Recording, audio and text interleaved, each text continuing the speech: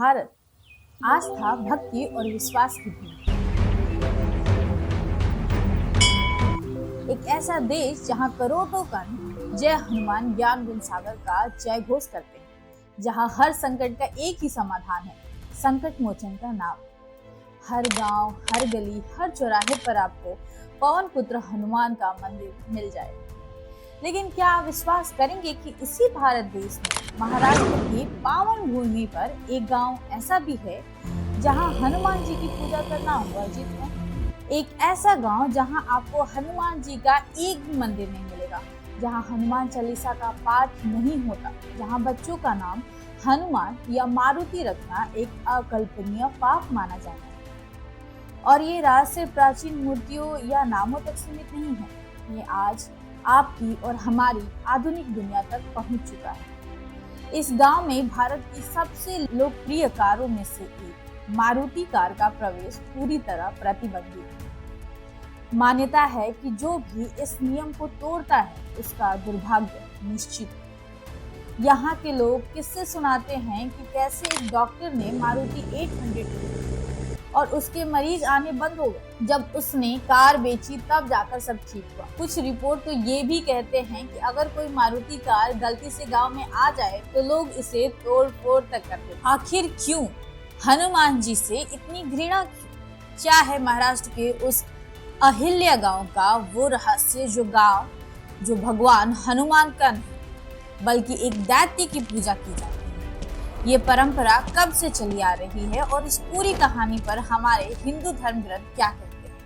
आज हम उस सब रहस्यों से पर्दा उठाएंगे जो त्रेता युग से लेकर आज के कलयुग तक इस गांव की हवा में घुला हुआ है।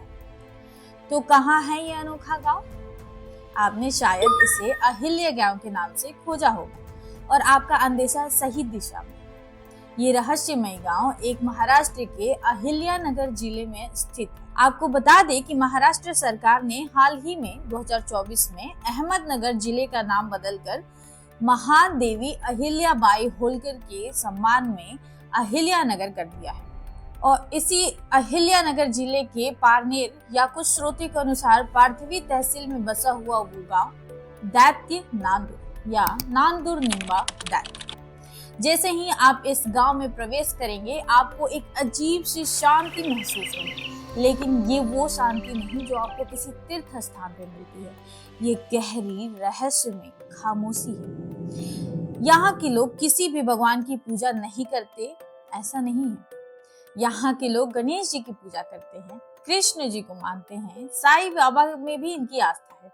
लेकिन जैसे ही बात पवन पुत्र हनुमान की आती है लोग चुप हो जाते हैं, क्योंकि इस गांव में एक ही कुल देवता है, इस गांव का एक ही भगवान है और वो कोई देवता नहीं बल्कि एक दैत्य है। नाम है निम्बा दैत्य। जी हाँ, एक दैत्य। गांव के लोग इन्हें निम्बादित्य महाराज कहकर पुकारते हैं। ये गांव के रक्षक है। यहाँ हर शुभ काम, हर पूजा इसी दैत्य के नाम से शुरू होती है। गांव के बीचों बीच हिमांडपंथी वास्तुशैली में बना हुआ निम्बा दैत्य का प्राचीन मंदिर है। मंदिर के सामने एक विशाल बरगद का पेड़ है जिसकी उम्र गांव में कोई नहीं जानता। लेकिन ये सिर्फ एक मंदिर नहीं, ये एक जीती जागती परंपरा का केंद्र है। लेकिन सवाल वही का वही, आखिर क्यों एक दैत्य भगवान कैसे बन गया और भगवान हनुमान खलनायक कैसे बन गए? इस सवाल का जवाब आज के कलयुग में नहीं, त्रेता युग में छिपा है। ये परंपरा कब से चली आ रही है?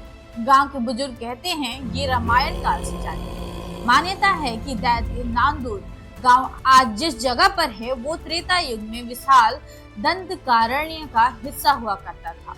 वही दंडकारण्य जहां प्रभु श्री राम ने अपने वनवास का एक बड़ा हिस्सा बिताया था। इस घने जंगल में एक राक्षस रहता था जिसका नाम था निम्बा। लेकिन वो बाकी राक्षसों जैसा नहीं था, वो एक सत्यकर्मी दैत्य था, एक परोपकारी रक्षक जिसने अकाल के समय गांव वालों की रक्षा की। और इन सब से बढ़कर वो प्रभु श्री राम का अनन्य भक्त था। वो दिन रात केवल राम नाम का जप करता था और यही नियति ने दो महान भक्तों को आमने सामने लाकर खड़ा किया। कथा है कि कई रूप हैं इस कथा के।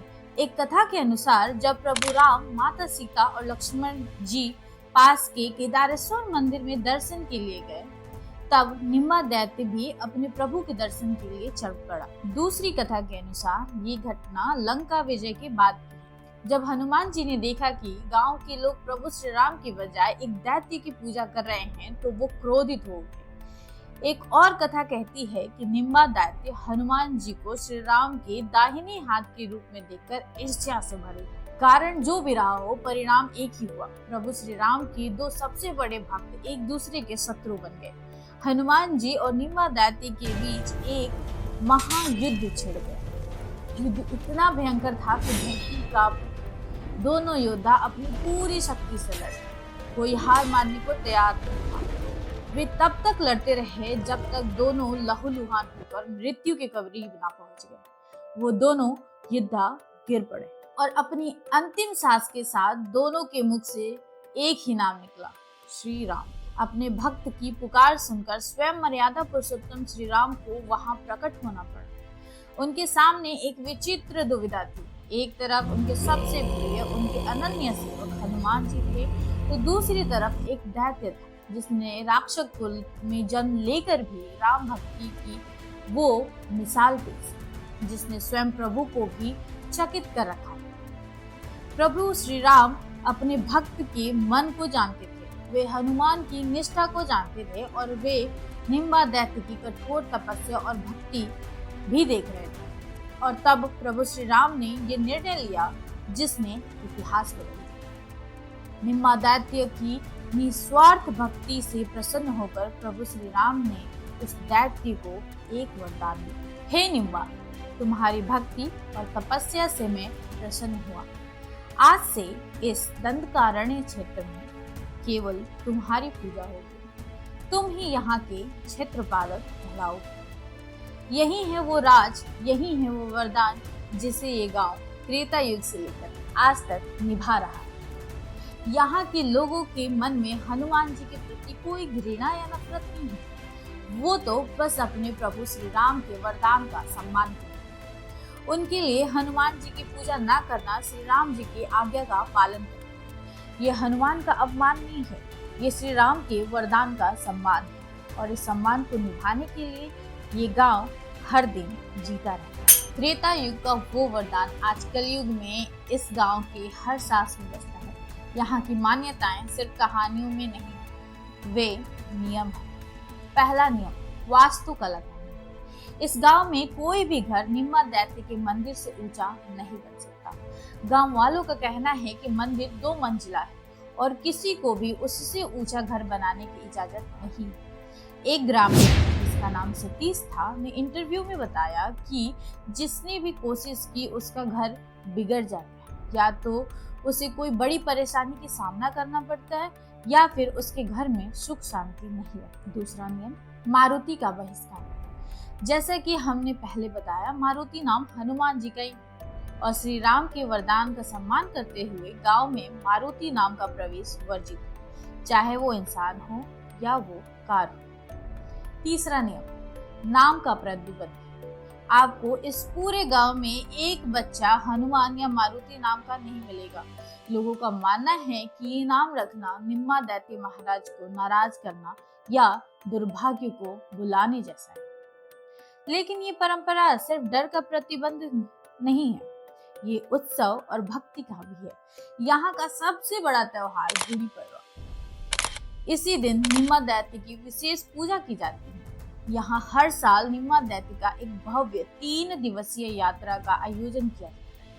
ये उत्सव इतना महत्वपूर्ण है कि जो लोग गांव छोड़कर बाहर चले गए हैं, उन्हें भी इस यात्रा के लिए लौटकर आना पड़ता है। ये एक दैत्य की पूजा नहीं है, लेकिन इसमें भक्ति किसी देवता से कम नहीं की जाती। आज हम उस सवाल पर आते हैं जो आपके मन में भी होगा। अगर ये कथा रामायण काल की है तो इसका वर्णन हमारे मुख्य धर्म ग्रंथों में कहा। हमने वाल्मीकि रामायण और 18 महापुराणों की खोज की। सत्य यह है कि निम्बा दैत्य और हनुमान के बीच के इस विशिष्ट युद्ध का वर्णन मुख्य धारा के इन ग्रंथों में नहीं है। तो क्या यह कथा झूठी है? नहीं। इसका उत्तर हमें हिंदू धर्म की विशाल और उदार परंपरा में मिलता है, जिसे कहते हैं स्थल पुराण। स्थल पुराण का अर्थ है किसी स्थान विशेष का अपने दिव्य इतिहास का होना। वो कथा जो इस धरती से जुड़ी है, जो वहाँ के लोगों के धर्म को परिभाषित करती है। दैत्य नांदूर की ये कहानी एक ऐसी ही जीवंत और शक्तिशाली स्थल पुराण में लिखी हुई है। लेकिन हमारी खोज यहाँ खत्म नहीं हुई। हमें एक ऐसा सुराग मिला जिसने इस रहस्य को और भी गहरा कर दिया। कुछ हिंदू विश्वकोश और सूचियों में निम्बा दैत्य का नाम दर्ज है, लेकिन ये ग्रंथ कुछ और ही कहते हैं। ये ग्रंथ नंदूर निम्बा दैत्य को उन दैत्यों में गिनते हैं जिन्होंने कभी देवताओं से युद्ध नहीं किया। ये इस कहानी का सबसे बड़ा रहस्य है। गांव की पूरी परंपरा एक महायुद्ध पर आधारित है, जबकि ग्रंथों का एक दुर्लभ संदर्भ इसे शांति प्रिय बताता है। तो सत्य क्या है?